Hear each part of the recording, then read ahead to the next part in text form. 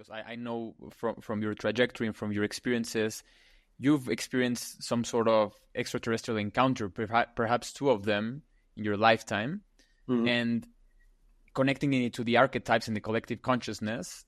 In that sense, your idea could connect with mine and also maybe, influence the way I experience or imagine the possibility of interacting with aliens or with other species, correct? Yeah. Well, I mean, I just want to, set the boundary conditions that I think the field at large needs to, and let's stop calling it alien, because alien has implications. Alien, is so wound up with the ideas of Hollywood and what an alien means, as opposed to non-human, right? Or at least, I mean, you still have to be careful about future humans coming back. Do you still call them human? Or alternative reality humans, are they still human? And so just say something that clearly is not present day human. But encompassing other intelligences. And so as long as we can keep that as the framework and start to institutionalize that into the language, that helps. It gets rid of a lot of biases.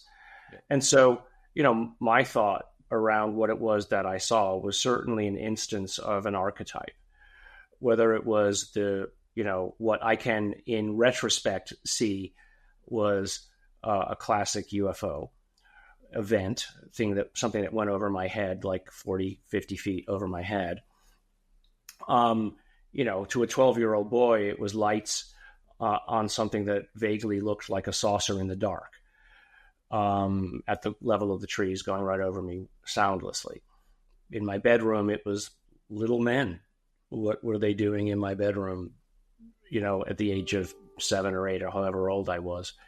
I'm constantly changing my idea of how old I must have been based on how old my brother was at the time.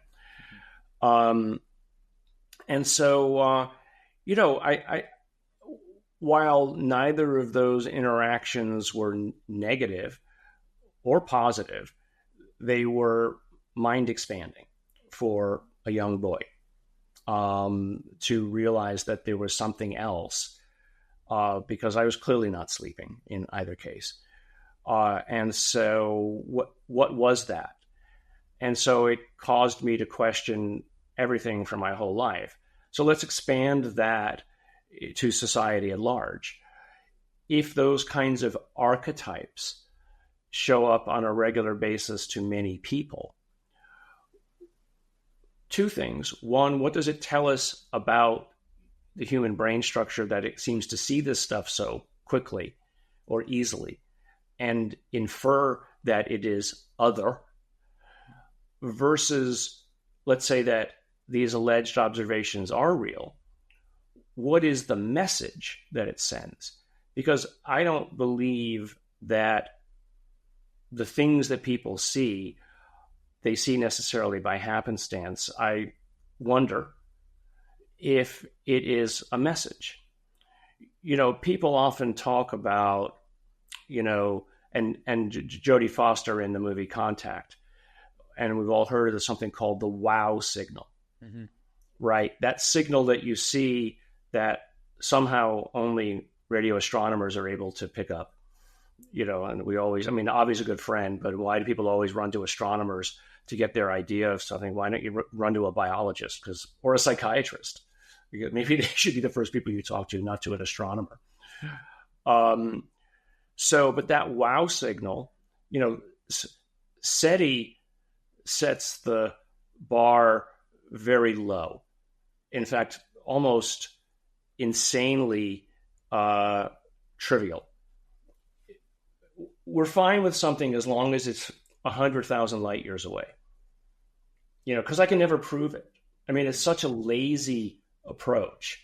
If I can never prove it, I can imagine any signal as being an instance of a technosignature, right? So it's actually a coward's approach, in my opinion. Sorry, radio astronomers. It's a coward's approach.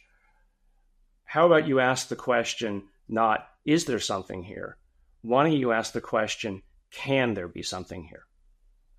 Because then if you start running the numbers, you find that even a technological civilization as simple as ours, or perhaps 100 years from ours, where we could imagine launching just a simple rocket with a sufficiently powered AI that it could be, in essence, a von Neumann probe, even at 10 to 20,000 miles an hour, we could populate the entire galaxy with human-like things seeded on other planets in a mere 5 billion years.